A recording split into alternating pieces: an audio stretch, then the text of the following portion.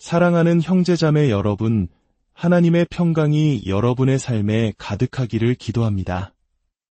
오늘 우리가 함께 나눌 이 귀한 말씀이 여러분의 영혼의 깊은 울림과 새로운 힘을 주리라 믿습니다.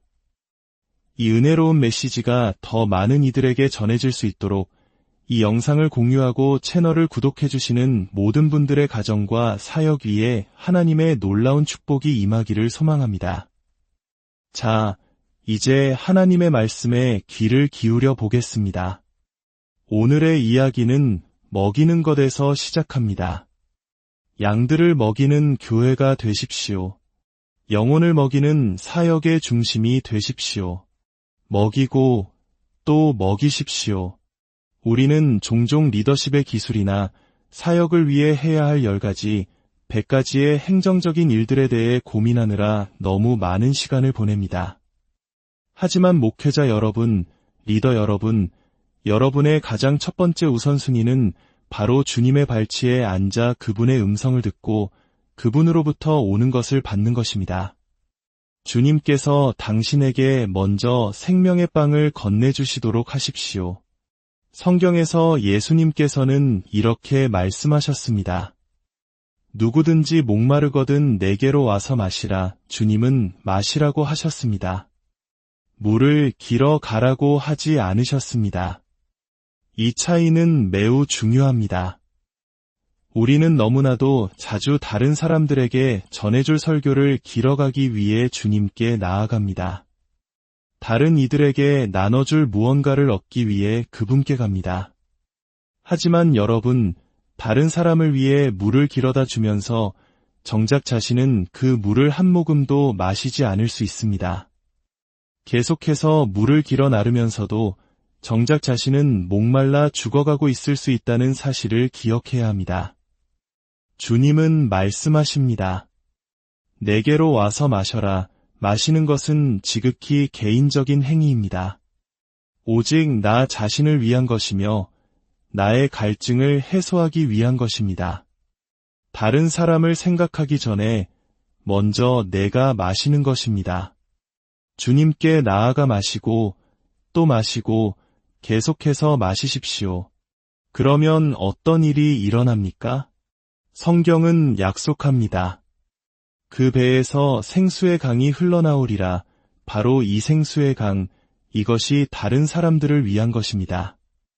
먼저 내가 충분히 마시고 채워질 때 비로소 내 안에서부터 다른 이들을 살리는 생명의 강물이 흘러넘치게 되는 것입니다.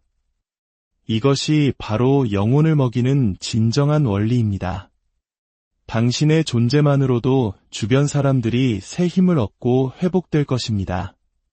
목회자 여러분, 리더 여러분, 바로 이 원리를 당신의 사역 가장 중심에 두십시오. 이제 구약의 인물 다윗의 이야기로 넘어가 보겠습니다. 다윗이 왕으로 기름 부음을 받을 때 그는 기름불에 담긴 기름으로 부음 받았습니다. 반면 이스라엘의 첫 번째 왕이었던 사울은 기름병에 담긴 기름으로 부음 받았습니다. 이 작은 차이가 엄청난 결과를 낳습니다. 요한계시록에서 병은 종종 하나님의 진노를 쏟아붓는 그릇으로 묘사됩니다. 천사들이 진노의 대접을 쏟는 장면을 기억하실 겁니다. 사울의 기름 부음은 인간적인 것이었고 그 결과 백성들은 그를 두려움 속에 떨며 따랐습니다. 하지만 다윗은 뿔, 즉 순양의 희생을 상징하는 그 뿔에 담긴 기름으로 부음 받았습니다.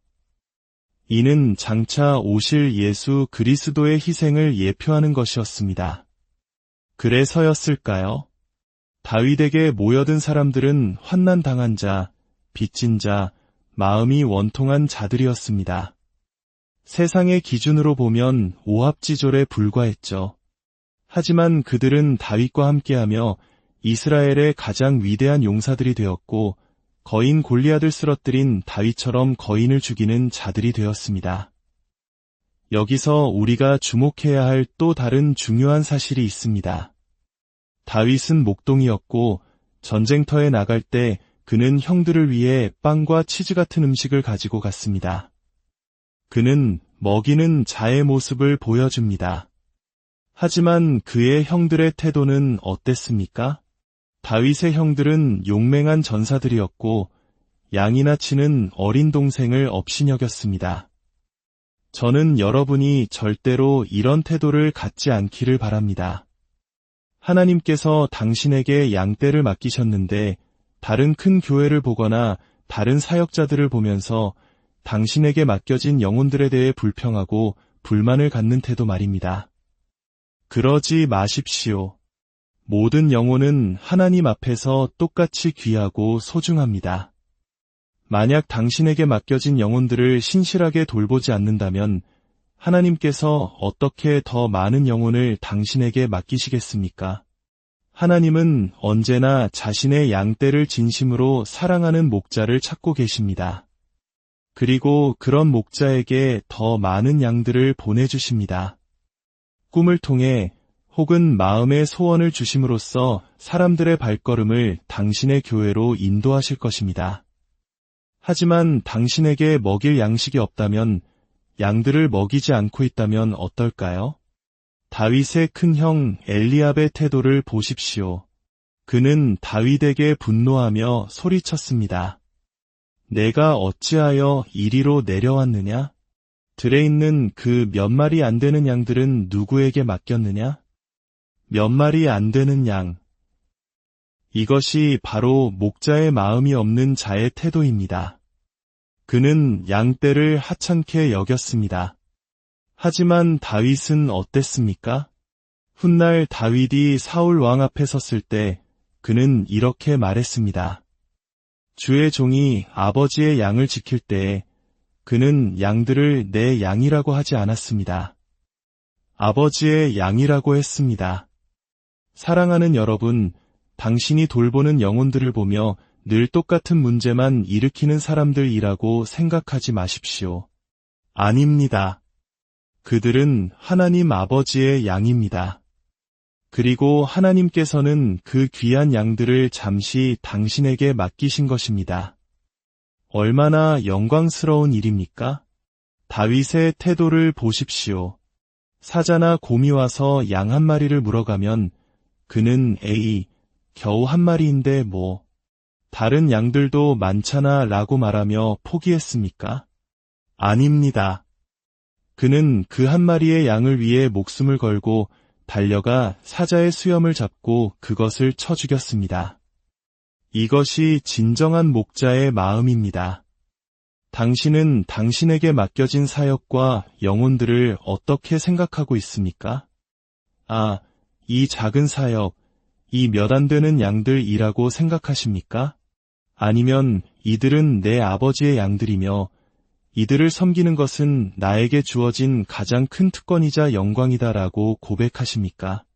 물론 사역에는 많은 어려움이 따릅니다.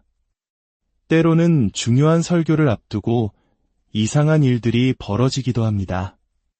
아내와 다투게 되거나 한밤중에 이유 없이 심장이 두근거려 잠에서 깨기도 합니다. 왜 그럴까요? 그것은 바로 영적 전쟁입니다. 사탄은 당신이 양떼를 먹이는 것을 가장 두려워합니다. 그래서 어떻게든 당신을 방해하려는 것입니다. 목자를 치면 양들이 흩어질 것을 알기 때문입니다. 하지만 여러분, 이러한 공격이 있다는 것은 오히려 당신의 사역이 그만큼 중요하고 살아있다는 증거입니다. 악마는 죽은 말을 발로 차지 않는다는 말이 있습니다. 당신이 영적인 공격을 받고 있다면 그것은 당신이 하나님의 일을 제대로 하고 있다는 칭찬과도 같습니다. 성경에는 목자를 치면 양들이 흩어지리라는 예언이 나옵니다. 이 말씀은 본래 우리 주 예수 그리스도에 관한 것입니다. 그분이 십자가에서 맞으시고 고통당하심으로 우리는 더 이상 흩어지지 않아도 됩니다. 주님께서 우리를 대신하여 모든 공격을 받으셨기 때문입니다. 그러므로 우리의 싸움은 안식하는 것입니다. 주님 안에서 평안을 누리는 것입니다. 마지막으로 이 말씀을 나누고 싶습니다. 성경에서 칼이 처음 등장하는 곳은 에덴 동산입니다. 아담과 하와가 쫓겨난 뒤 그룹 천사가 불칼을 들고 생명나무로 가는 길을 막았습니다. 그 칼은 하나님의 심판을 상징합니다. 그렇다면 성경에서 칼이 마지막으로 언급되는 곳은 어디일까요? 바로 스가랴서입니다. 하나님께서 말씀하십니다. 칼아, 깨어서 내 목자, 내 짝된 자를 치라. 하나님의 심판의 칼이 누구를 향했습니까? 바로 그분의 아들, 우리의 목자 되신 예수 그리스도를 향했습니다. 에덴의 입구를 막았던 그 심판의 칼이 십자가 위에서 예수님의 심장에 꽂혔습니다. 그로 인해 하나님께로 나아가는 길이 우리 모두에게 활짝 열리게 된 것입니다. 사랑하는 여러분, 먼저 주님께 나아가 생명의 물을 마음껏 마시십시오. 그리고 그분께서 당신에게 맡기신 아버지의 양들을 사랑으로 먹이십시오. 그 기렛대로 어려움이 찾아오더라도 우리를 위해 모든 것을 감당하신 주님을 의지하며 담대히 나아가십시오. 하나님의 크신 사랑과 은혜가 여러분의 삶과 사역 위에 늘 함께 하시기를 축복합니다.